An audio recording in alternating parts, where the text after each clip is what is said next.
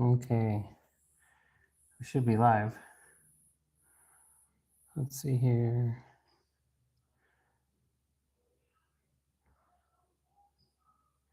Okay, yeah. It is rolling.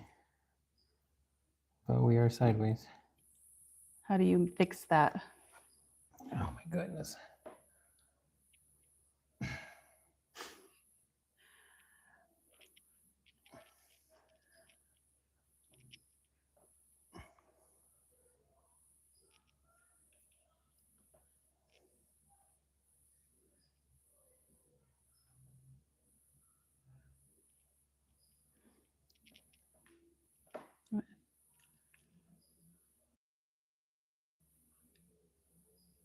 Hey, why am I in the camera?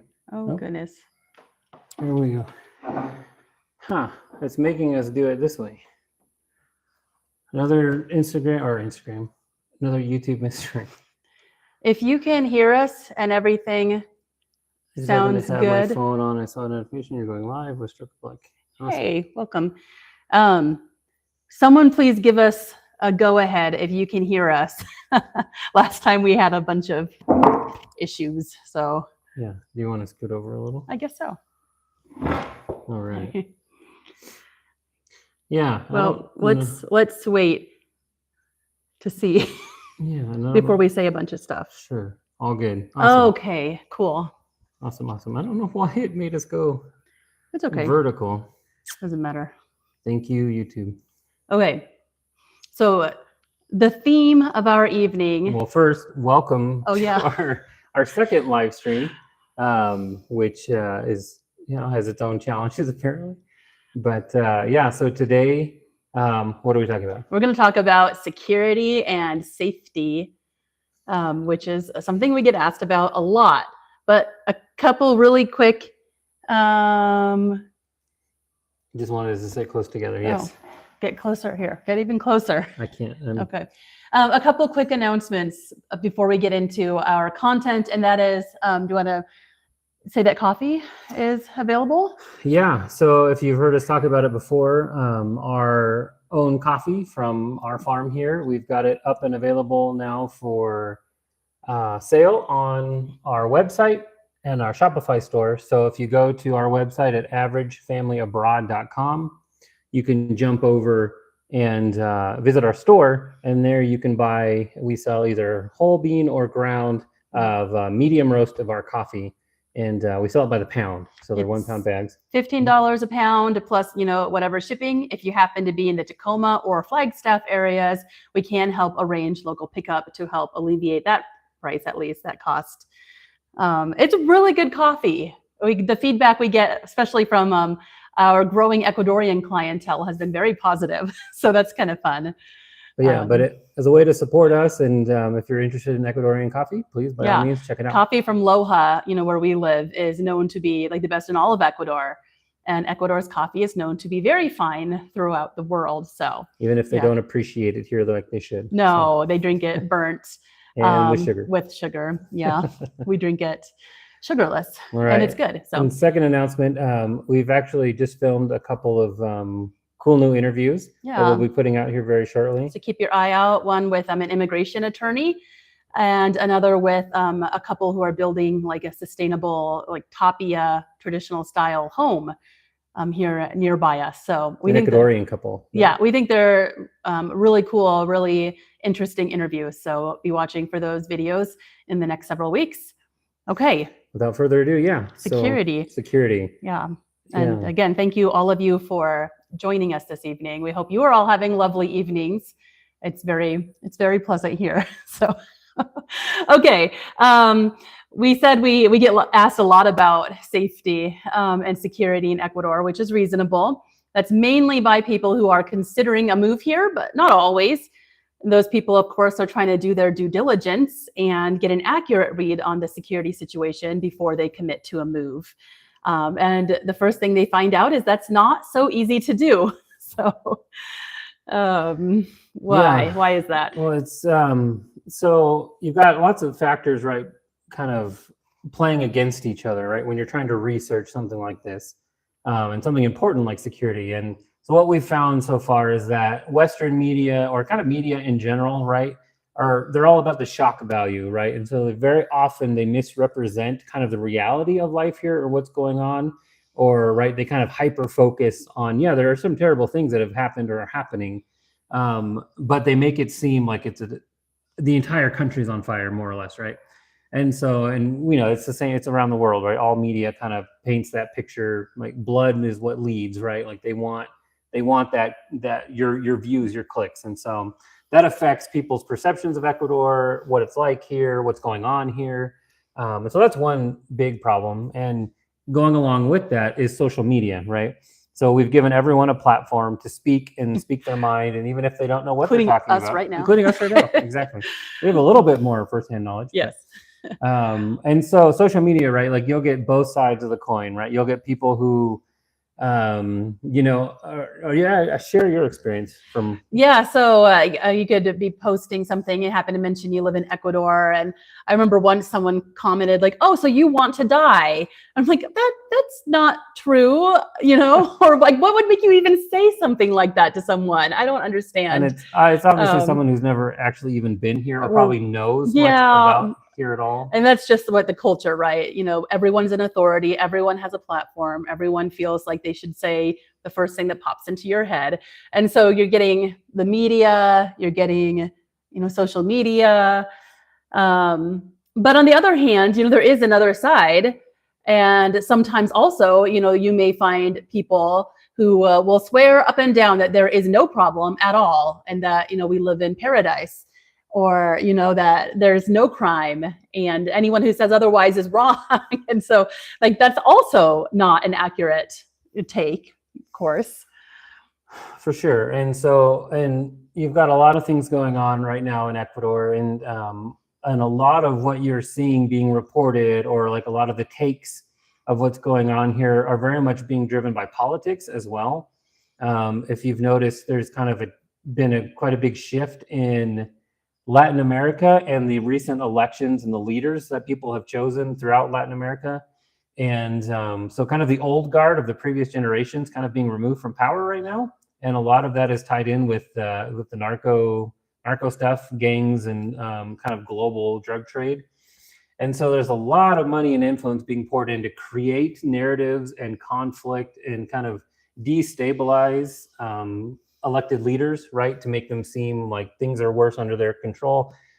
Politics, like anywhere in the world. And so that's another piece, right, that we see going on at the moment. So all of those. Yeah, right, all those factors together, and more, make the nuanced realities of Ecuador's specific, security situation even harder to sort out, especially for people who haven't spent much time here, but also for Ecuadorians and foreigners, it's complicated. So, but it is a topic that's super important, and it is one that we're actually pretty passionate about, and not just in regards, to Ecuador and our specific situation.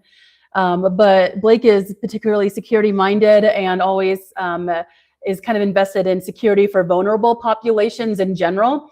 And expats and immigrants, no matter where you are in the world, are, quite a vulnerable population. So we do care about expat safety and security. So. Yeah, and kind of like we've alluded to, we really don't have any skin in this game, right? In terms of how we present the information, right? We show our life here, and we don't benefit necessarily. We don't care if you move here. Yeah, we don't. We want you to, sure. Well, yeah, if it's right, but we're not in an expat like field. We don't in any way benefit financially or any way from people moving. We want people to move here who want to be here and should be here, just because the more the merrier. But yeah, we are. We don't have any incentive to deceive you, and that's the last thing we want to do. So. Yeah. So again, this is going to be from our perspective and our experience. And like Brittany said, I actually spent a career in more or less, layman's terms, risk analysis and mitigation for all kinds of security risks and disasters and all that kind of stuff. And so kind of flows naturally into where I've worked. So, and also this is we are a little bit more, have more authority to speak on this than some foreigners, because Blake is actually one of the leaders of our little town security initiative. We call him the Gringo Liaison. And he works kind of hand in hand with a former police officer who has headed up a pretty complex and like community-wide security and alert system, which has been really, really, really cool and successful. And so Blake has a lot more kind of firsthand inside information and how that all works and stuff. And so, yeah, so we're not just coming out of this from nowhere either. And we'll talk more specifically about that, that endeavor here shortly.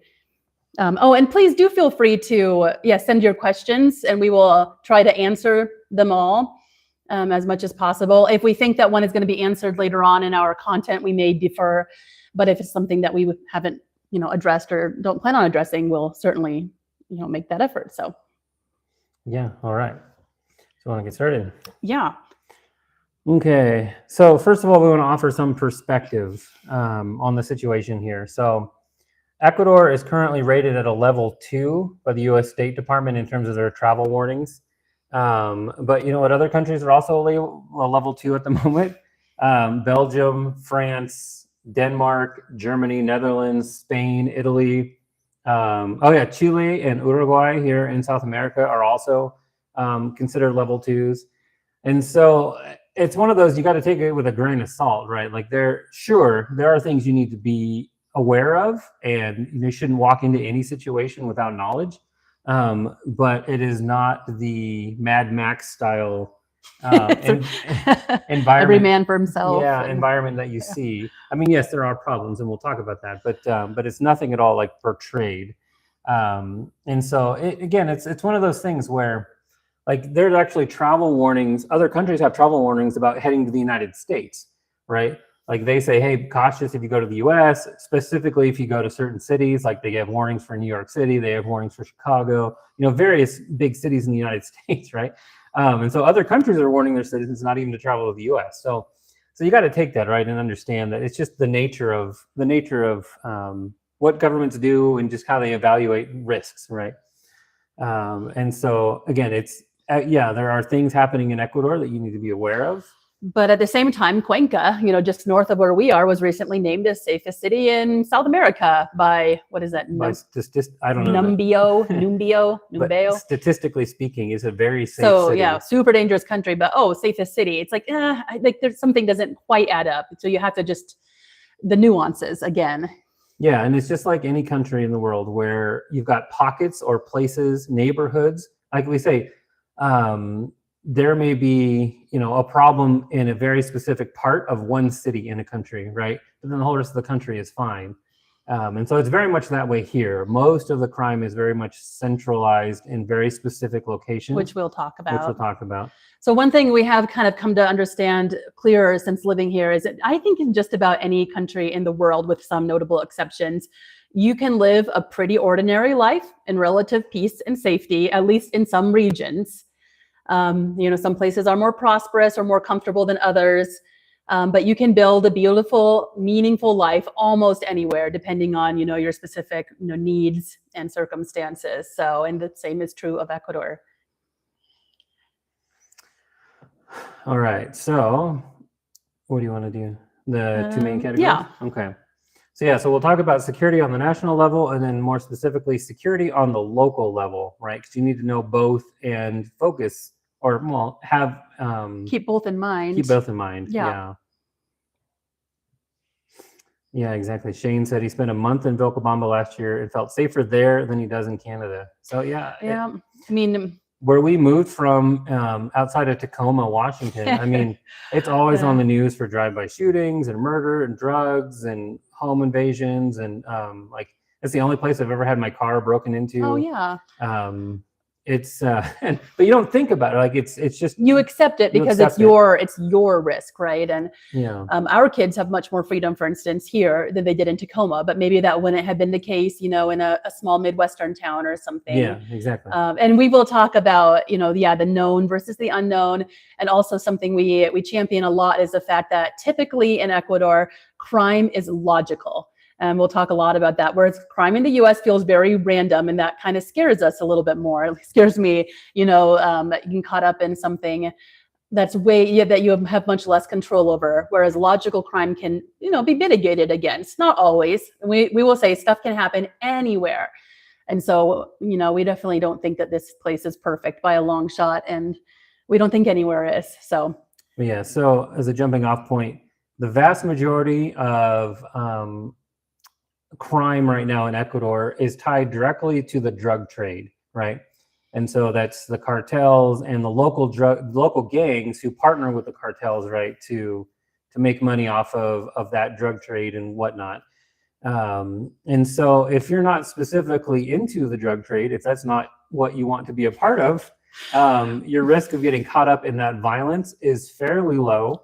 Yeah, really low. I mean, really higher low. in some geographic areas of being, a statistic, like what is that called? The gangs had felt more emboldened recently in these last couple of years. And so if you live in their neighborhood, right, yes, there's a higher percentage chance you that you'll have get just caught up. Yeah. Caught up in something for sure. But again, that is very specific to like neighborhoods of Guayaquil in particular. Where like the vast majority of the 2+ million, almost 3 million people that live in Guayaquil are completely unaffected and have everyday normal lives, right? There are very specific pockets where the crime mostly is, right? And it is terrible. But again, it's just like if you lived in LA, vast majority of people in LA don't experience the problems that the few who venture into bad parts do or live in bad parts of town. So very similar to that. And like Brittany said, this crime is very much logical, right? And so it's not random. Now, granted, you can always have random crime. Yeah, There will be all over the world. Things. But the vast majority of this crime and security issues here in Ecuador are tied to drug and gang-related activity. There is some stuff like illegal mining that happens in the jungle, which is So say don't open an illegal gold mine in the Amazon, and you're highly unlikely to get caught up in that. Yeah, so the bigger security concerns, right, are those kind of activities. And so as long as you're not in any way associated with that, or if you're hanging out with people who are, like patroning places that are known to be, like here in Loja, things are very, very quiet majority of the time. Stuff happens here, of course, it's a city. But anytime there is like someone gets shot or something, which is fairly rare, but when it does happen now, people are like, oh yeah, of course, they're tied in with drugs. Yeah, of course. It makes sense. The other issue is the occasional domestic violence, which again, not random. So, so that should be comforting, right? I mean, it's not like, oh, we're 100% safe because we don't, of course, like we said, things can happen, but like you're saying, it's not the random violence and random crime that you see in parts of the United States today and other countries, right? Where it's a lot of mental illness. Much less mental illness here, much less drug use. The drugs pass through Ecuador, but Ecuadorians by and large are not a drug consuming culture. And so that is much less of a factor in crime. Drugs aren't really even produced here, right? Oh no, they're coming from they just pass north through. Or south, right? Yeah, the ports are being used to ship drugs out of Ecuador. And so that is the problem. And really the problem started when the current administration, the current president, when he came into office, really ratcheted up his attack on the drug cartels. And we don't want to get into politics. No, we don't get into politics. But yuck, politics. As a response to his efforts to crack down on things, that's when a lot of the stuff you saw on the news started to happen. Which has been simmering, especially since COVID.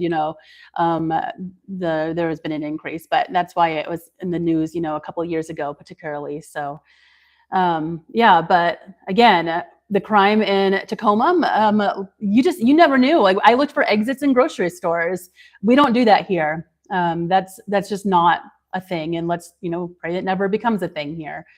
It's logical. And even crime, which we will talk about, that could be targeted at expats, is also logical and can be prepared against. And so you can mitigate for these things. Yes. And so that's one of the positives. The silver lining, not silver lining, but the positives to the situation is it's not random chaos and violence everywhere.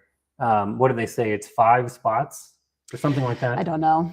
I can't remember but it's very specific locations where most of this national security issues are happening. And it's a moving and changing always. This is today. This reflects the reality. Next week may be different.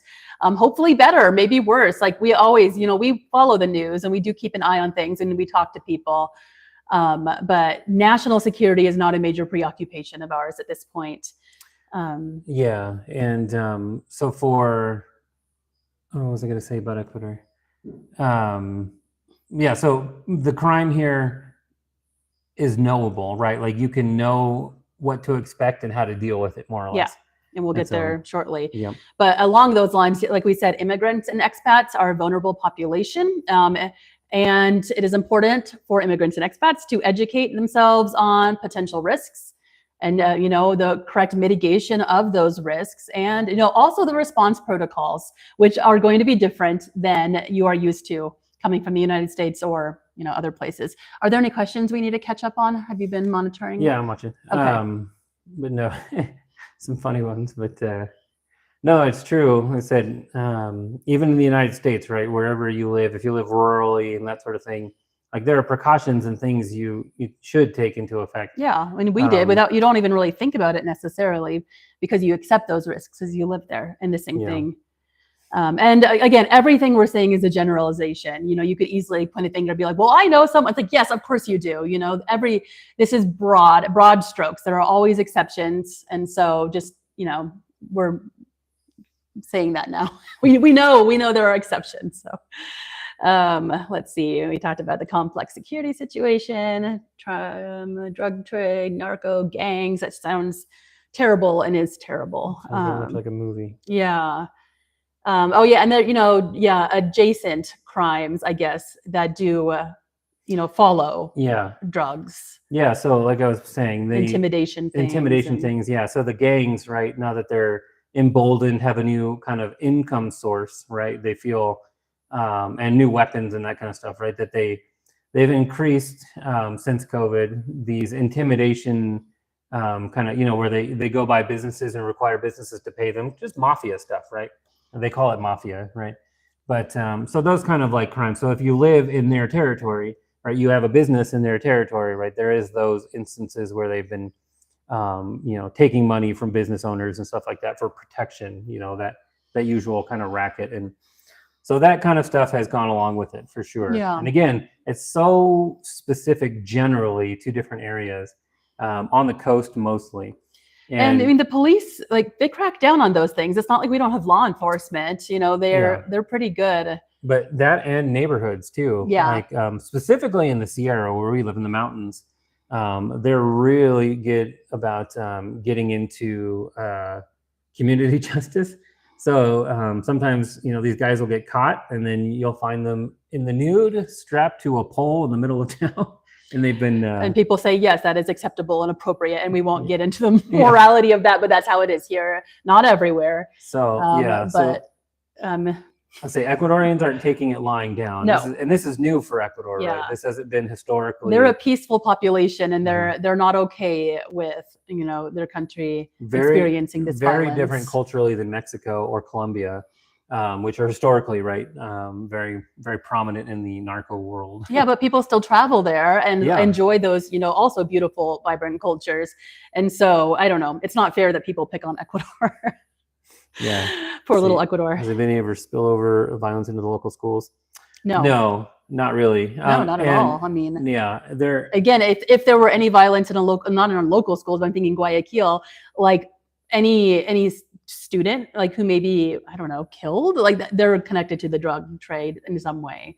Like there's not school violence. That's not really an issue. When this started, I mean, they were posting police officers at schools, and we even have one in our little town. A police officer will be there just to watch his kids go out of school and stuff. But there hasn't been anything direct. When there were Zoom classes, right, when distance learning was happening, there were a few instances, right, where someone would get on a Zoom, right, and threaten a teacher or something like that. But in all reality, no, not. Yeah, and let's hope that always is the case. Again, I don't want to generalize, but mental health is a lot better here among young people. And I do think, tragically in the United States, everyone knows that is a significant issue. And the gangs here are traditional gangs, right? Like they're disaffected youth with, not just from Ecuador either. There are Venezuelans, Colombians. Yeah, a lot of immigrants. But it's the same kind of reasons that you have youth getting into gangs in the U.S. and other countries, right? it's the money, the power, the group tribal kind of aspect to it. Well, and there's unemployment or underemployment. That's what I mean. Yeah. And so it's the same kind of factors, right? So it's different than the U.S., right? Where it still happens in the U.S., but I mean the mental illness side that you worry about with certain randomness in the U.S. But yeah. Anyways. Okay. Yeah, and I don't know, we're curious to see, like you said, the situation could certainly get worse. There's a lot of outside factors, including the U.S. involvement in the region, which I don't know, good, bad, I don't know. Our Venezuelan friends are actually pretty excited right now, but I don't want to say like what should happen. But that kind of thing could make things better or worse. There's a lot of talk about reopening U.S. military bases on Ecuadorian soil, which could make things better or worse. On the national level, all sorts of things, even as much as like a factor is, the crop conditions for the cocaine crops in other countries, like that will impact. Like there's so many things, and sure. It's like ultimately, as we're going to say, like your local security at a local level is, I think I would say more important. More day-to-day important than at the national level. No, and again, like we've said before, if we didn't have the news, we wouldn't know anything was happening at all. Just because in the vast majority of Ecuador, things are pretty much normal. People are living their lives and going about life like normal. And so, like I said, even most parts of Guayaquil and other towns on the coast. Yeah, we were in Guayaquil just a couple of years ago, kind of in the middle of this. And normal. Yeah, people are just carrying on with their lives. It's not, like I said, it's not like a movie. I mean, there are scenes and times where it's dramatic, but it is nothing like you see on the news. We were joking, not a constant war zone. We should like scroll through one of the major newspapers, like Facebook, feed. I was actually just waiting. I was like, oh, what's going to happen today? Because we're doing the security live stream. There's going to be some major, something. That's gonna. But it's like, and if you look at it, it's soccer this, oh, it's influencer that, oh, it's new textbooks, or it's just daily life. And then that's the reality for most people most of the time here. So, okay. All right. So moving sort of to the local level, your specific neighborhood and your specific town is where you really need to be concerned about safety and security. And so moving on to that part too, I think that, for the most part, expats, you need to do what you do in your home country without really thinking about it. In order to promote your safety here, you have to be a little bit more intentional on a number of levels. And in my mind, there are kind of three steps that go into that. And one is you need to accept the risks of your new home, which means you need to know them and like be educated about them. And you need to decide for yourself, like, okay, can I deal with that? Or is that too much for me? Does that make me uncomfortable? And then you need to mitigate those through preparation. We'll share some of the security measures that we've taken and others have taken in our specific circumstances. And decide, and then understand, a big one is understanding the response, because it's not the same. It's not the same as the United States. And you need to know, you need to plan for what that response actually is going to be, right? When you call 911. Yeah. Or do you call 911 or do you call a neighbor? Things like that. So yeah. We already said, back in Tacoma, we were used to the home invasions, burglaries, the car was broken into, but we did things that seemed very reasonable to us, and still would. We had security cameras, good fencing, had dogs, that those things didn't seem particularly scary because we had taken steps and we knew what would happen, more or less if we called 911. So how does this apply in Southern Ecuador?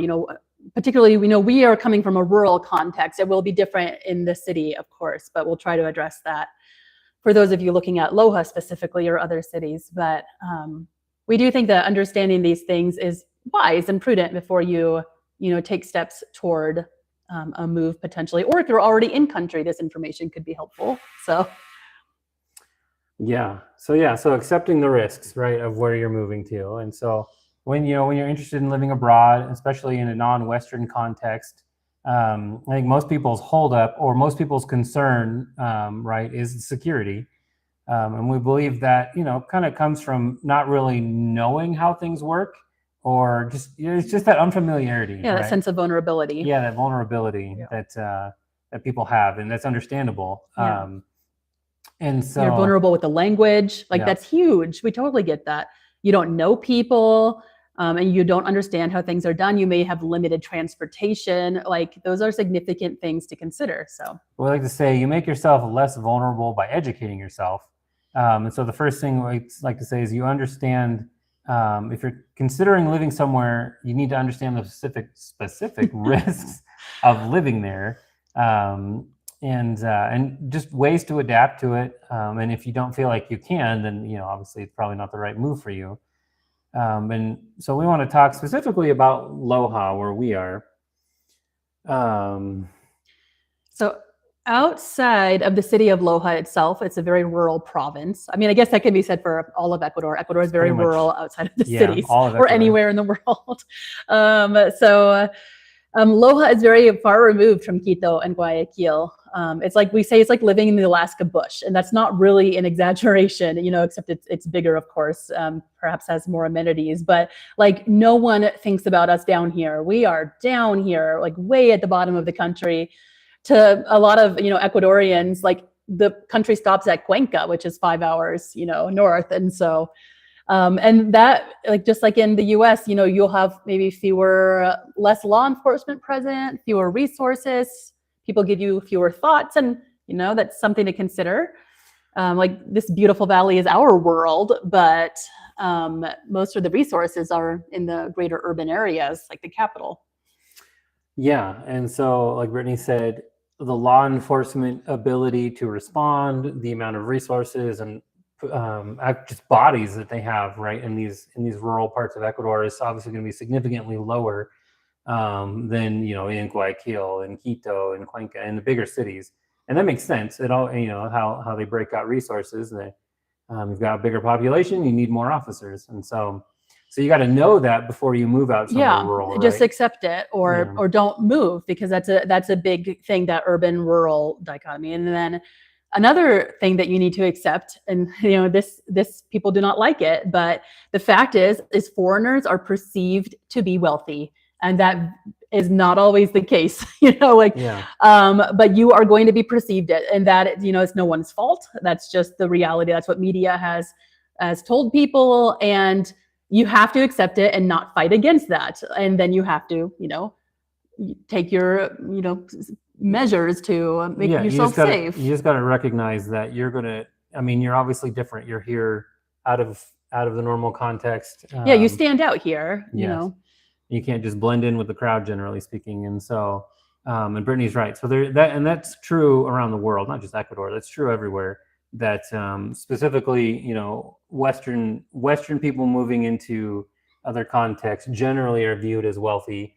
Again, it doesn't matter your status. It's just how you're going to be viewed. So take that into consideration. Accept it as you move through life, and as you mitigate and look at your different risks. And there's some truth to that, even an American on like a small pension, like very well may make more money than a lot of their Ecuadorian neighbors. Not all, and generalizations, but that's just a factor to consider. And let's see. Okay, so we live in almost paradise, like where we are, our specific town, like near Vilcabamba, right? It's gorgeous, the natural places, and it has like the kindest, most wonderful people you can imagine. And it's easy to get lulled into thinking that you've stumbled into this perfect land where nothing can go wrong. But people are people everywhere. And you need to, you don't need to be cynical. You don't need to live in fear, but you need to be realistic. So and I think part of the problem you have in that regard is, you get people who move down to this region, and specifically Vilcabamba. It's a weird little town. Just is. It's a unique place, but it's amazing place. It's gorgeous down there. But you've got people who view it as a paradise, as a tranquil, like nothing can go wrong kind of safety from the world. And they don't take any consideration into their safety. And I don't know if we address it, but a lot of crime that expats get caught up in is expat on expat too. That's something to consider too. That is true. Yeah, that can happen. Yeah, it does happen. It does happen. You get some interesting people here. Yeah. So with that, right? So people come down, and you get the kind of there's kind of an issue here too, where people who don't involve themselves in the local community, in the local culture, don't do a good job of learning the language, naturally kind of build a barrier, and they kind of are overly suspicious of everyone, right? So they don't get close to anyone at the same time. And so you actually create an inverse security problem for yourself, is that no one knows you and no one necessarily cares, right, about you. Well, and we'll talk about that, as we get to like the steps you can take for sure. But at the same time, not being cynical and not being like everyone's out to get me. But at the same time, realizing that, you stand out and you need to pay attention and you need to be smart about how you do things. Anything you need to look at comment-wise, or? Let's see. Guayaquil to... Yeah, and JD's saying that in Guayaquil, there's no riots, but right now there's been protests going on in the northern part of the country. Your head is cut off. I know. It is what it is. I like your head. The northern part of the country, due to initially it was due to a fuel subsidy that was removed by the government, but so there'd been protests in. But if you weren't like going to the protest, like I mean, you were inconvenienced, but you're not going to get caught up in violence unless you're potentially going to the protest, right? Or you're confronting people. Yeah, I mean. So that, in my mind, that's not so much a security thing. And it's true. He's saying in Guayaquil, they didn't have that problem at all. So but up in the north, right, in the peaceful part, right, they did. And then let's see, what's the travel time from Loja to Cuenca? That's a 4 to 5 hour drive from Loja to Cuenca, depending on road conditions. And hired vehicles do that every day. Buses. All the day. bus is great. We've done the bus. Yeah, the bus is fantastic. It's a beautiful drive. We got snow. No, did we get snowed on? No, we got snowed on somewhere else. No, that was our friend Quito. Got snowed on though, so that's kind of fun in Ecuador. Yeah. Okay. Sorry, getting distracted off this. So. Okay. So in our region here in rural Loja, southern Loja, your principal security risk is robbery, either opportunistic theft, such as pickpockets, which not a lot of that. We totally have our phones out all the time, out and about when we're in Loja. It's not a crazy thing. But of course, if someone has the chance, if you leave something unattended, it's going to be gone, most likely. We didn't get a phone back from the bus though, so even that's a generalization. We did leave a cell phone on the bus seat. And I heard of someone, getting a purse stolen, and so that can happen. But more concerning is, planned robberies, which could be anywhere from the theft of a dozen chickens, which to me kind of sounds comical, but it's not comical if that's your livelihood, of course. Or, the extreme end of things is, of course, a targeted and sometimes violent home invasion. And we'll talk a little bit more about that. So those are the main security risks. Now, there are other risks here that we'd like to get into another time, natural disasters, health emergencies, all of those things are, you need to follow a similar sort of pattern, or step process. But today we're talking security more. So, like I said, Loja is a very safe city. Like never, ever felt threatened, nervous, on edge, in that city. Now, I can't even imagine feeling that way. I mean, but it's still a city. Yeah. And so you still have opportunistic thieves and other people with malintent. And I'd watch out, especially if we were out at night, Sure. we're vigilant too, just naturally. But yeah, but it's not one of those cities where you're in fear by any means. But you should still be smart. Yes. Don't listen to us and say, but they said I could come and like I would be fine. Like, no, we're not saying that. So like you could forget to lock your car doors in Loja, and most likely nothing's going to be gone, unless you leave it out in plain sight, maybe. But it feels very safe, and it really is very safe. Like very little violent crime in the city itself. Those home invasions we'll talk about, those don't happen in the city. They don't even happen in town. So, and most of the crime, by and large in Loja, you can almost always count on it relating to drugs or a domestic issue. So very, very little random crime. So now Vilcabamba, we've already said, is a special kind of place. It's different. It's an odd little town with almost two totally separate populations between, foreigners and locals.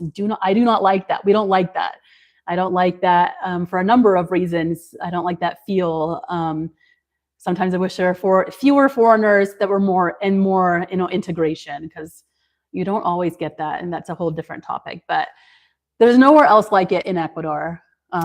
Yeah, maybe it's not even too many places in the world, really. Well, I think Cuenca is big enough, and yeah, stuff Cuenca like is a big where, city, so those like the expat population is dispersed. And Vilcabamba is really concentrated.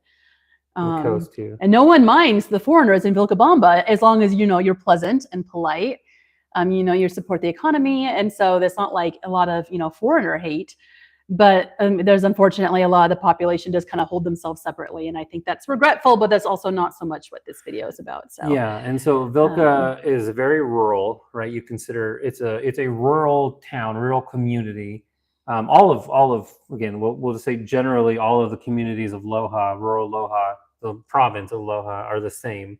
Rural, there's lower amounts of police and other kind of law enforcement and stuff like that around. Yeah, it's a sweet, sleepy little town. Yeah, and so a lot of people come here and get lulled into a sense of security. And the weather in this region is amazing.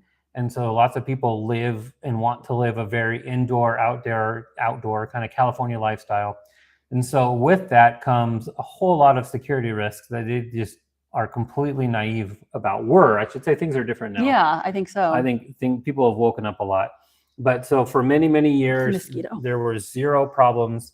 And so people were living very rurally, very isolated. They had open air living, right? Like there was no security. You could easily walk into their houses kind of situation. May or may not have had dogs, but just no thought to their own security. And like we said, the police can do really very little. And especially when you've got a group of people who don't know the language too well and live quite rurally, it just makes you much more vulnerable in that situation. So that to set the stage as to kind of what happened a couple of years ago when there was a spat of home invasions down here, which by and large too, we think were being done.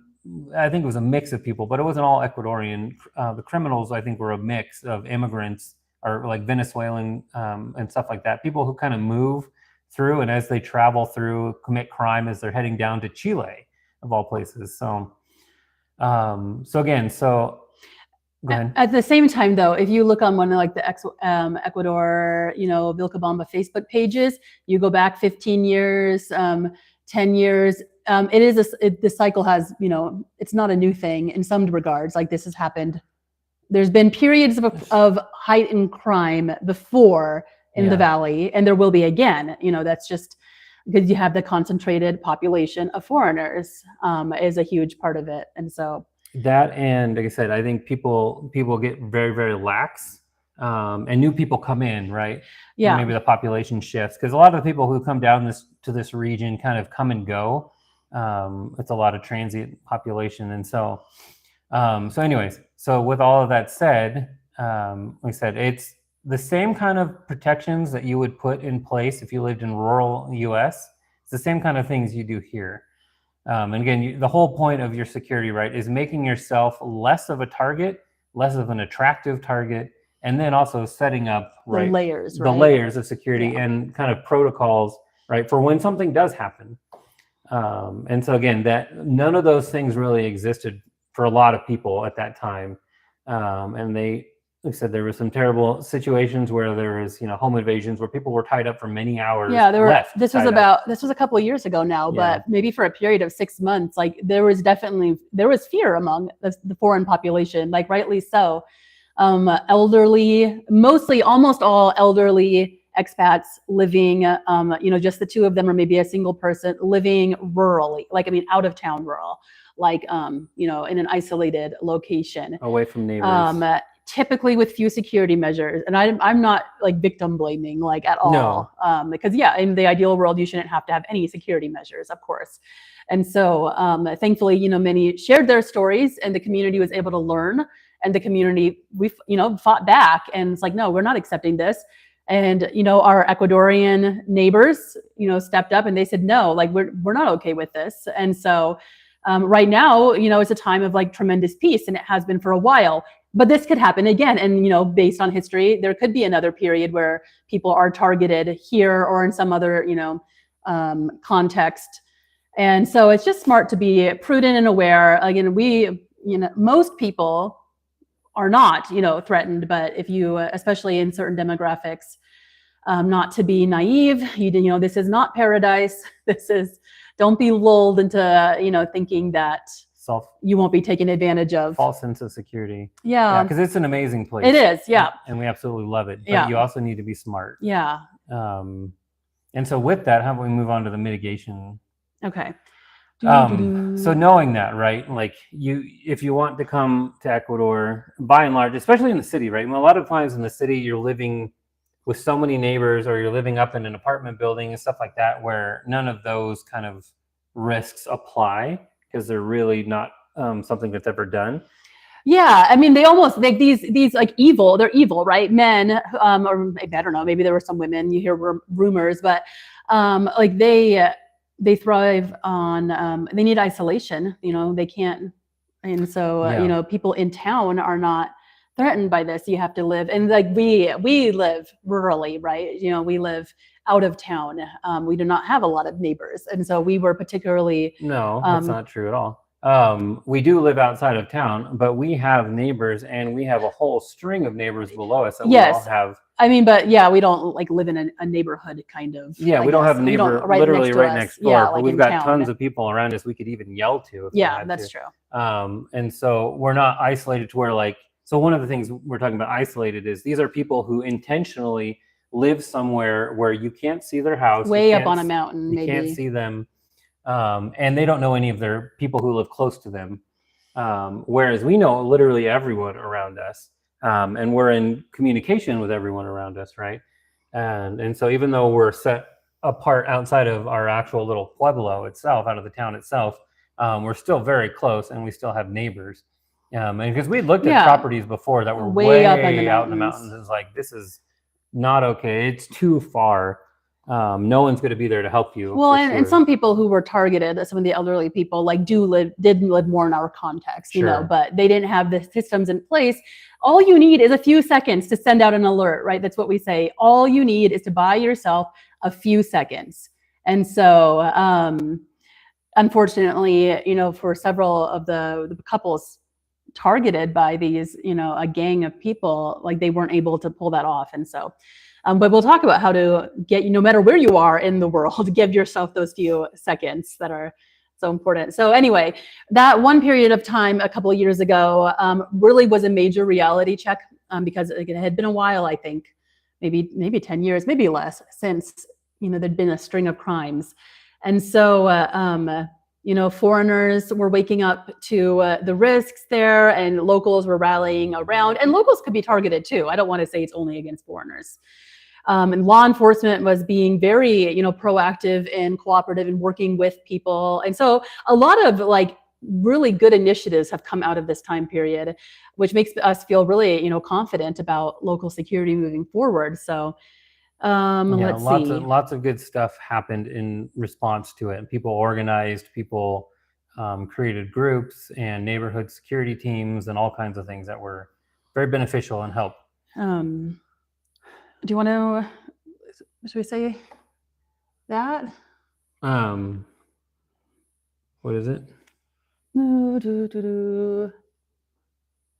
Here? Oh, yeah. Okay. So in this context, like even back in Arizona, where we lived before, where I'm from, some friends of ours were killed in their home by a violent home invasion in a really safe rural part of Arizona. And the guy who did it, he was just, a lunatic on drugs.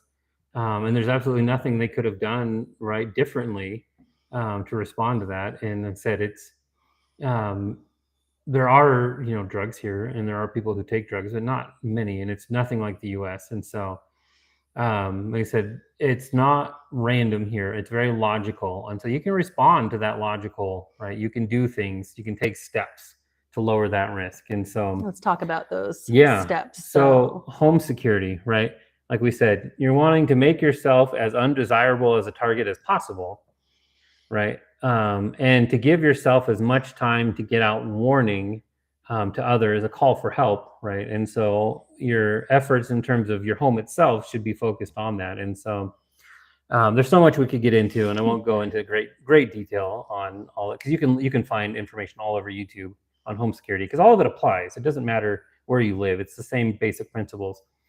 But layered security, right? Having I can't even say the word, rings. I'll just say rings. Rings of security, right? As the closer you get to your house, right? And so your outer ring, right, is fencing and lighting, and then you get in closer, and you've got, let's say, dogs and more fencing, and then you come up closer to the house, you've got more lights, you've got cameras, you've got a siren, and you get to the house itself, right? You've got door locks. We have these nifty door alarms. Oh yeah. Should I grab one of those? No, it's okay. Okay. Nifty door alarms. We've got the cameras, the works, right? And we've got our dogs in and outside of the house, and all the above. And so the idea, right, is to give yourself as much advanced warning as you can that there's an issue, that someone's there. Just enough time to send out a WhatsApp message or set off a siren. That's it. You just need a few seconds. You just need a few seconds. And so that's the principle, right? So you want to look at your home and you want to see, like, okay, where are people going to enter? Because they're not going to come down your driveway. They're going to come from sides and dark corners and all that kind of stuff. And they're going to, case it out ahead of time. Most likely you'll be cased. And so, so you got to think about those things. You got to think about, I don't have any fencing, but okay, maybe I do need fencing, or maybe I do need certain types of lights, right? Floodlights, motion lights, that kind of stuff. All those just kind of basic home security tips. Yeah, nothing wild or crazy. Nothing too wild or crazy. Like I said, you want those to be obvious too, right? You want, if someone's going to come by looking at your place, they're going to be like, too much trouble, moving on, right? And we don't think about this all the time. It's not like security is always like the main thought. It may sound like we're a little, I don't know, paranoid even, or it's like you set stuff up and you have the occasional conversation and you keep things maintained, but you lived your life. So well, yeah, of course. And we don't live in fear at all. That's what I want to say. We live realistically. And like I said, I take the same exact measures as I did in the United States. And again, this is my world, so I'm always thinking about this stuff, but I do that so she doesn't have to, right? Yeah, thanks. And again, this is applicable for anywhere, and common sense stuff, not Ecuador specific, but. And so again, going back to what happened in the past here, was people didn't have a lot of those things set up, right? And so they were obvious and easy targets in that regard. And so that's just one piece, right? Like looking at your home, fortifying your home. And that's not like barring every door and every window and, making an impenetrable fortress, which of course works. We actually had a friend here in another town who had essentially a fortress, and literally the guys were outside of her house for an hour trying to break in. And she's elderly, single, by herself. So she was the worst, she's like the prime target. And they would have never gotten in, but she had hearing loss. She didn't even know they were outside. And she opened the door. She opened the door for them because she was trying to find her dog. And that's how they got into her place. Super sad. Super sad. But that, we say that to kind of show like there are things you can do. The systems work when you do them correctly, and then the human error, of course, that's a thing, and that can happen to any of us. And so we say, so security starts with knowledge, right? Knowing the risks, like we said, accepting those and mitigating those. So also there's common sense. And so we will see things that, like we've said, Facebook is a really big thing in Ecuador. And you will see on, Facebook posts or someone might make like, hey, what's a really good way to deposit a large amount of cash in Vilcabamba? And you're just like, oh no, like, why would you say that? Like, that's a common sense kind of mistake that, you need to not say things like that. You need to be careful. You need to have operational security, right, as a mindset in that regard. And again, like we said, being a foreigner in any country, you already stand out. And so you should not broadcast anything like that on the internet ever, in general, period. But yeah, so you've got a lot of people who just don't think those things through and so as you're living your life, don't post about your location, right? Like, hey, I'm going to this place. My home's going to be empty. or Yeah, looking to buy a car, cash in hand. just kind of the same things like Facebook Marketplace in the United States, right? Where you'd meet someone in at a police station. Outside a police station, so that or you don't, public parking lot, right? Yeah. So there was a safety measure there.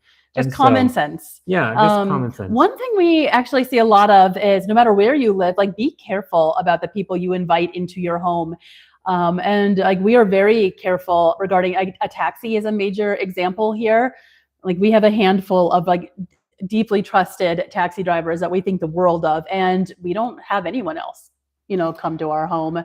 There's not just because, the taxi drivers might be bad, but I think foreigners have the tendency to think anyone who is being nice to you is your friend and has your best interests at mind. And that is not always the case. Just because the taxi driver seems happy to see you and is chatty does not mean he is your friend necessarily. So and not to say anything bad about taxi drivers. No, we love our taxi drivers. But I mean, just in conversation, right? Like, let's say someone's like, "Oh yeah, I saw this thing today, or drove this person to their house today and saw this." Just nonchalantly, like not even trying to pass information, but the wrong person hears about it, right? And then chooses you as a target, that kind of thing. And so being careful. That goes, someone cleaning your home, someone doing a repair, someone delivering something, as much as that's in your control, like be careful. You cannot be too careful about that. So just something to keep in mind. Yeah. And so with that, like I said, these guys live in our community and we're good friends with them as well. And they're actually tremendous assets to the security of our community. Yeah. Well, so we'll talk about that when we talk about our security plan for our town itself, because they are a huge piece of that. But this goes along with the next point of being a good neighbor, right? Which is one of our biggest This points. is what we would say is like the number one security factor. Like we are convinced of that, actually. Yeah. So like I said, you want people to care about you. You want to care about others and have them care about you, right? And we say that is one of our biggest pieces to this is when you're up and down these mountains, right? There's always people know, like these are small towns. Everyone talks, everyone knows everything, right? And the best thing you can do for yourself is be part of your community, be known, be friendly, and be neighborly. Yeah, be kind. You don't need to have perfect Spanish to say, good morning and smile at someone. Mm-hmm. You don't need, or to bring someone a little treat or laugh with someone. Like those things are huge for building goodwill. And like we like to say that there's been a couple instances where we've had stuff going on at the house that we're like, we were setting off fireworks or we were doing something innocuous, something fun, not any danger, but neighbors hearing noises and immediately contacting us. Hey, are you okay? What's going on? Or we had one of the dogs was like constantly setting off a camera that had an alarm on it. Yes. And someone, the cousin of someone that we're close with, I hear their alarm going off immediately, he immediately calls, everything okay up there? I'm like, oh yeah, wow, I didn't know they could hear that. And not that we're like, oh, we're so great, people care about us, but no, we have made an effort, and we are nice, and people can tell that we like them and that we like it here, and that's really means a lot. So well, yeah, but like we were saying, the best thing you can do is to have people care for you, right? And this is a community, and the response to things here happens as a community. Yeah, and right? they'll care, even if you are kind of a jerk. They don't want want bad guys hanging around and stuff, but you'll do yourself so many favors, and your whole life will be richer for a number of reasons if you are intentional about building up community in your immediate area. But security is certainly the point is people will be looking out for you specifically. And they know the risks. They know that foreigners are more of a target, right, than they are, and generally speaking. Go ahead. I mean, I guess maybe you were going to talk about this later, but there was during this that 6-month period or whatever it was. I don't think we had a car for a chunk of time. We had car issues for quite a while.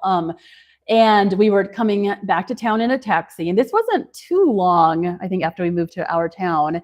And as soon as we got into our town, we could tell that something was up. There was a feel. It was nighttime and people were out. Like everyone was out of their homes and they were standing at the street. And we were like, what's going on? And our taxi driver immediately began talking with another taxi driver and learned that there had been an attempted robbery of a foreign couple not far from where we live. And the town was not okay with that. Well, so the protocol for the town was, as soon as something like that happens, everyone leaves their houses. They got people block roads. The guys all come out together. They get in the taxis and they start driving around. Everyone in the back. Lots of back roads, lots of mountain trails, lots of escape route. And so they were patrolling and they were watching the whole town. And we were pretty new, like I said, but they, we had a bunch of guys in the back of the taxi and who were coming up, and they checked our property thoroughly before they left us, because they wanted to make sure, that nothing was wrong, that everything was okay. Like, we felt so cared about. And that was a kind of an eye opener for us. And it was very humbling. We're like, wow, they are watching out for us, and they care about us. They care about each other. They care about security in the town. Well, they care about their town. And so, and that's not atypical. Like, I mean, we're super blessed. Our town's awesome, but you will find that in other places too. But that was a really neat thing to see, actually. Things function here by neighborhood, by barrio, right? Barrios are very important, and that's your first go-to. And it stretches out from barrio into neighboring barrios into the whole community. But the community is especially in bigger areas, particularly because here, even here, small. Even here. And so when we started working on the security projects that we've been doing here, took all that in as, like, okay, this is how they respond. Let's make that, let's emphasize that. Let's build on top of that, right? For the town-wide project. So, because we'd seen in response to this as well, foreigners trying to create good intention, but trying to create and force their own initiatives. And it's like, that's not how it works here. They wanted, foreigner like led initiatives. They're like, oh, I call you and you call. You're talking people across different towns, not at the barrio level at all. And one of the confusions people have, they don't understand how life functions here, right? They don't understand that literally your neighborhood is your world. And so they're looking at another town, 2 towns over. Yeah, like what are those people going to do for you when it comes down to it? Calling each other and trying to figure out security without talking to their neighbors. Like, no, you gotta. They've been doing this a long time here, long before the foreigners came, and you need to work off of their systems. But okay, we already talked about the tangible things: cameras, fencing, things like that. Dogs, dogs are a really big thing in the compo. Almost everyone has dogs. Highly recommend having a dog or 2 or more.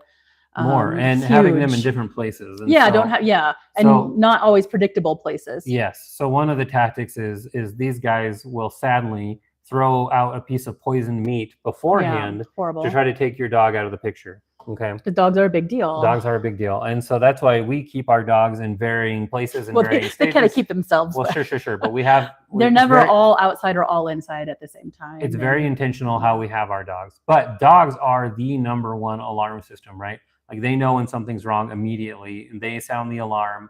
And not just you, but the bad guys and your neighbors, right, know that something's wrong. And there's been multiple times where dogs barking have set off a neighbor to realize something was going on at their neighbor's house, and then hitting a siren, right? Yeah. And so dogs are a huge piece. dogs are big. And so layers of security. Okay.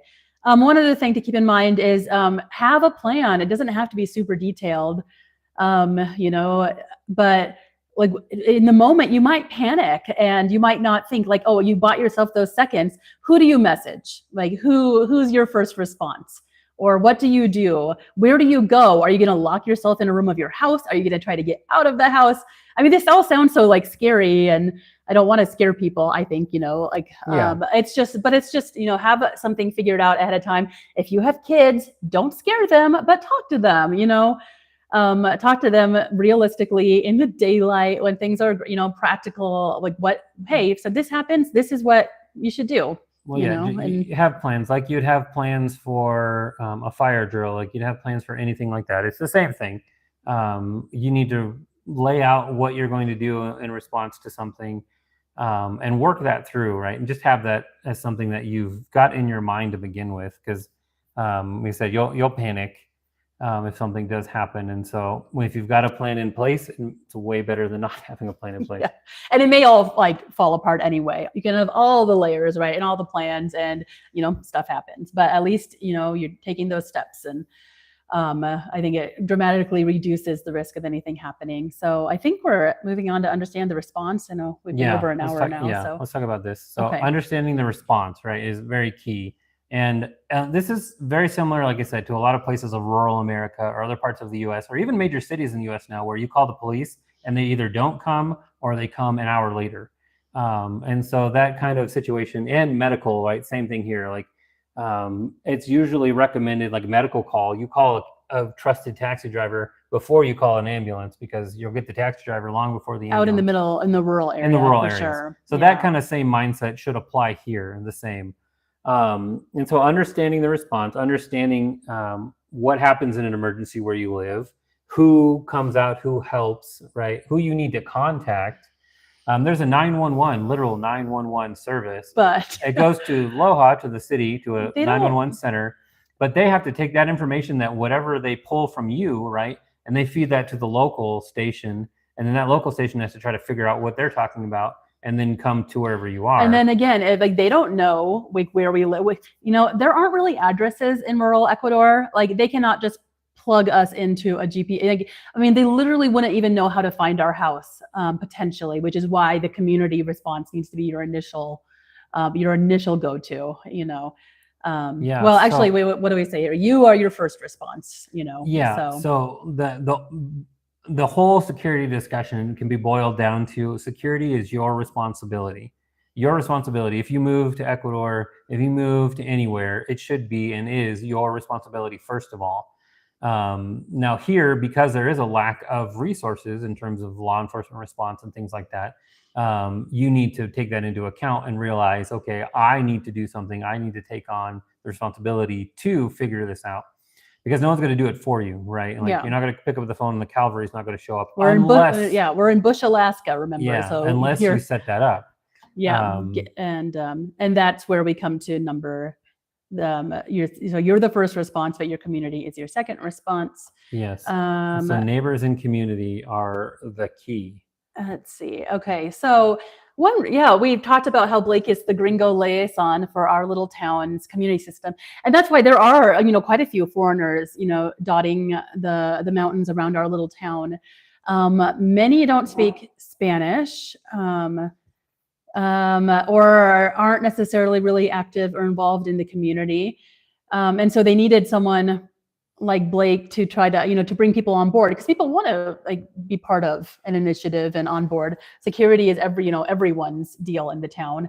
And so, but this is an Ecuadorian led thing, which I think is important in our town. It's privately funded, right? Well, here, I'll describe the system. Okay. So it's your baby kind of. Yeah. And so like we said before, we had that incident where the whole town came out, everyone was engaged in responding to this attempted home invasion. And so what happens here is now we've kind of created a situation where we've organized each neighborhood. Each neighborhood now has response protocols. Each neighborhood meets together and talks about these things. We built out a community-wide siren system. And so now trusted members of the community in every neighborhood throughout the town have access to set off either specific sirens or the entire system, where literally everyone across the town will be alerted that there's something happening, as well as created groups in which we interact, share information in real time. And that group is actually now associated directly with the local police department. So they're monitoring it live. So they're monitoring it live. And so we never call 911 anymore. We will literally message directly to the police, hey, this is happening. We need a police response, at this town, this place, and it's literally just like, oh, there's, someone I don't recognize out, and the police will come. Yeah. And so we have protocols in place. And so the community is vigilant. The community is looking out for each other. The community knows that the community comes first, right? So your neighbors and the people who live in your town, they're going to be the ones there before anyone else. And so we've got protocols. I won't get into details, but But so when the sirens go off, everyone knows to check the groups and to head outside to their corresponding protocol, right? And we're not saying like people are, you know, running up and trying to take out bad guys, but we're creating an environment in this town where bad guys can come and they can see this town isn't worth our time. It's a deterrent. It's a deterrent measure more than anything, but it's also really effective. It's been extremely effective because it has served not just in response to security threats, home invasions, and whatever, but in response to natural disasters during our fires, health emergencies, during floods, during health emergencies, you name it. It's our emergency response system that we've developed for our town. Sure, it would be great if the government like did all that, but this is, you know, Ecuador and it's community led, and the government does its own things, of course. But if you want something to get done, you know, you kind of make it happen. In major intersections of town, the government does have its own cameras that they installed that tie back to the 911 center in Loja.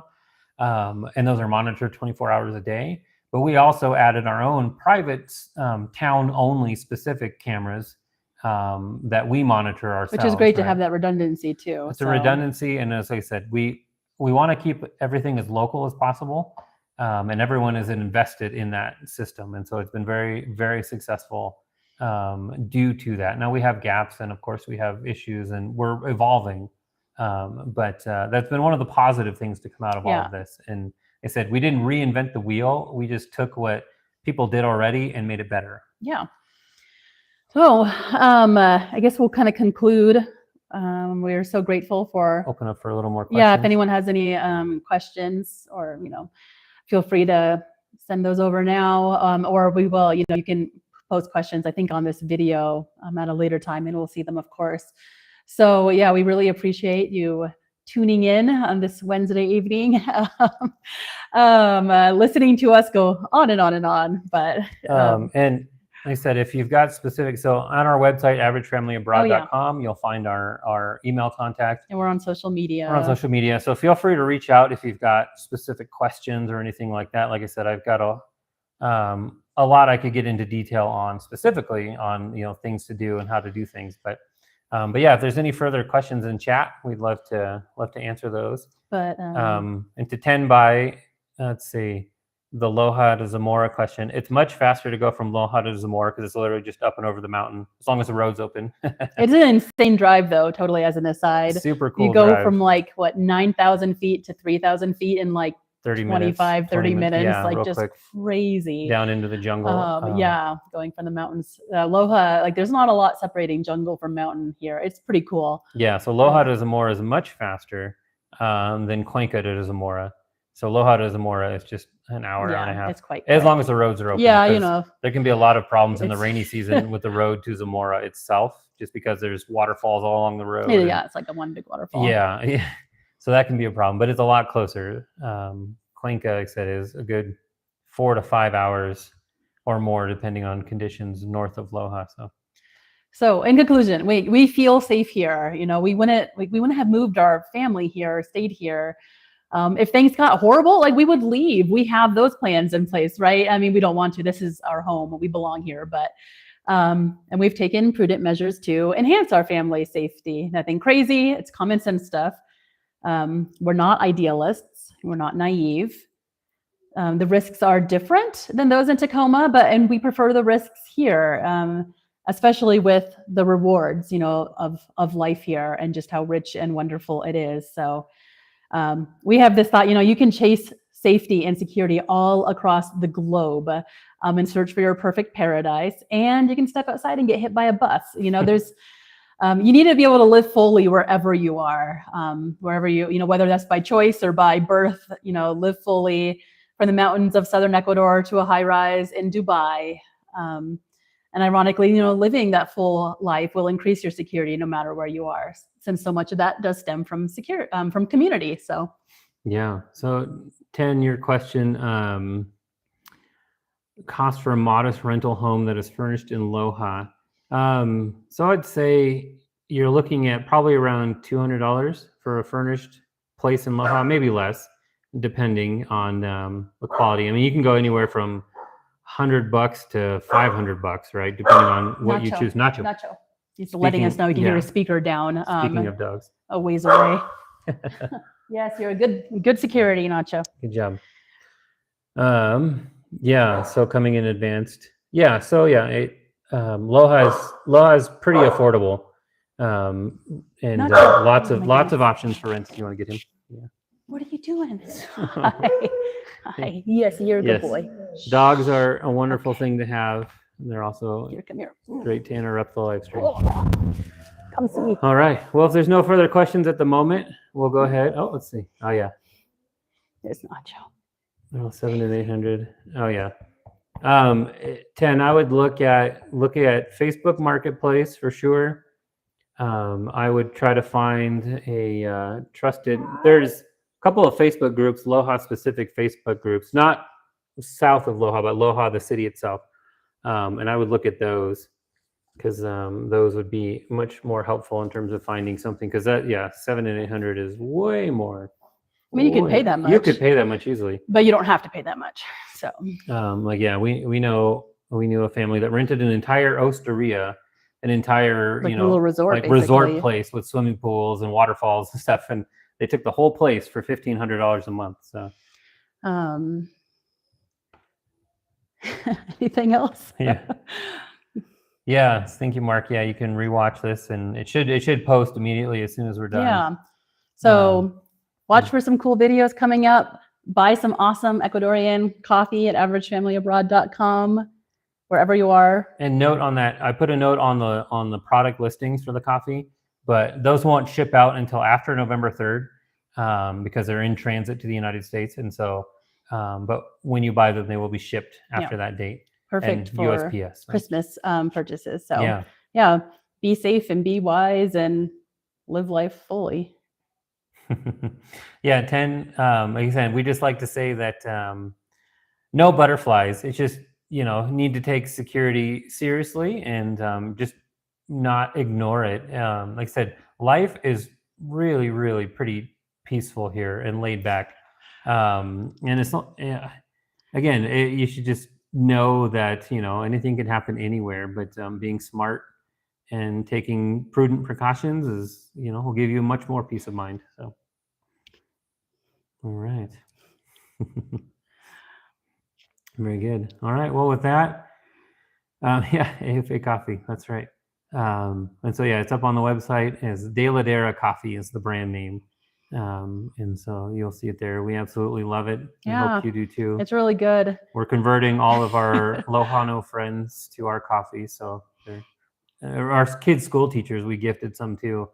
And one of our daughter's one of the teachers was quizzing our daughter today. How do you make your coffee so good? And our daughter hates coffee, so she's like, I think it's gross. Sorry, can't help you. But very cool. Yeah. All right. Well, have a good night. Thank you so much for watching, and we will see you guys on the next video.